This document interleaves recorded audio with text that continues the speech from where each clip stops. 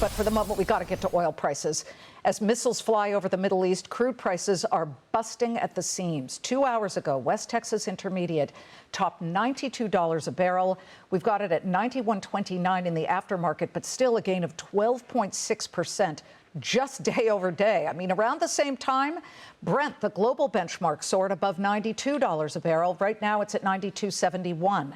Qatar's energy minister telling the Financial Times that if tankers continue to idle in the Strait of Hormuz because it's just too dangerous to maneuver through the critical choke point right now, exporters will be forced to halt energy production within days, and oil prices could spike to $150 a barrel. Again, right now here in the U.S., they're $91 a barrel. But let's bring in Paul Sankey, president of Sankey Research and considered one of the top oil and energy analysts in the country.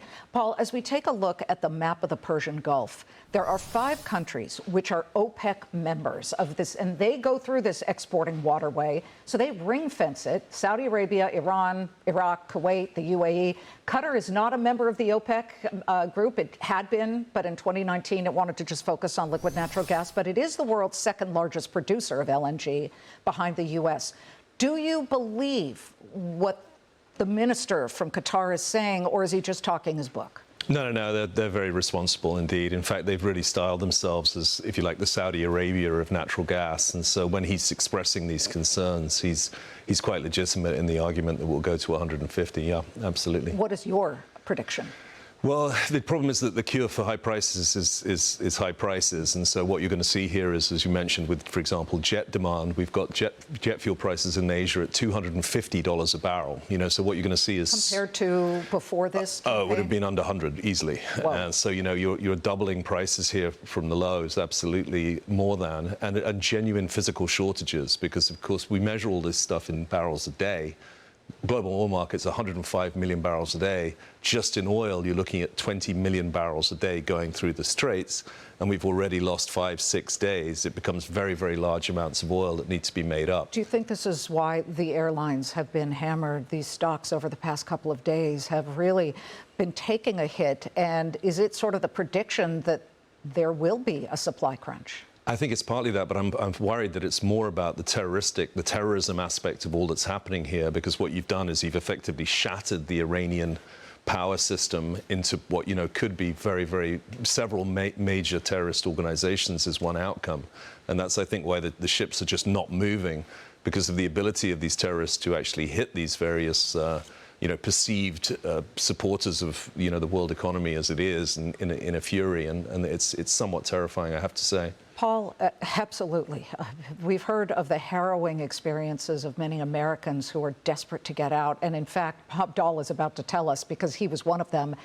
But the administration, there are reports, Politico, saying that they are all hands on deck. All right, everybody, give us your best ideas on how to bring the price of oil down. And it includes everything from this announcement that India will have 30-day reprieve from being, you know, from using, they'll be able to use sanctioned Russian oil just for 30 days.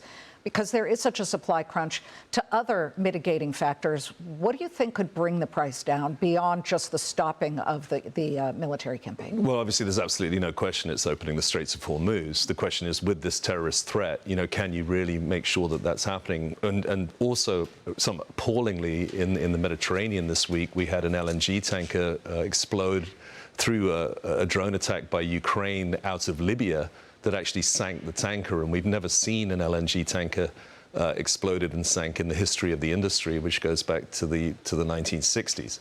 So it's a really unprecedented situation here that really concerns me in terms of just how you keep these very, very slow-moving, very, very large vessels safe without, you know, with the sheer number that you have. And if you look at the situation, for example, in the Gulf of Aden with the Houthis, they haven't resolved the Houthi problem, which is still out there, and you've still had issues with the Suez Canal. What about the Trump administration announcing just within the last hour and a half this $20 billion insurance promise that the maritime oil tankers that are moving through the strait will be protected? Potentially, but it's so complicated. You know, you can announce these things, but Lloyd's of London was set up as the maritime insurance agency basically in the 1600s.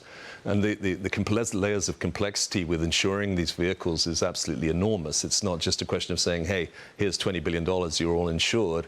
Additionally, they're going to have to turn around and say, do I now abandon my existing insurance in order to go with a US government insurance with frankly, a US government which has, you know, lost credibility in terms of its reliability in all these various markets. You know, there's a major issue there with just how much do we trust this to show up and be sustained.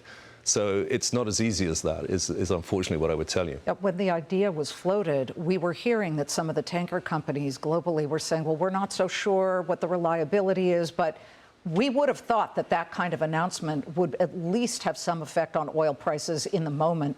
Still has not. We're still at $91. Liz, it's a bad sign. You know, the fact that announcement didn't make any difference is, you know, the market's so efficient here and it's so big, the oil market's so real. You know, this is not a GameStop market. This is a real 105 million barrel a day market, and real announcements make real differences. And this one hasn't really affected the market at all, no.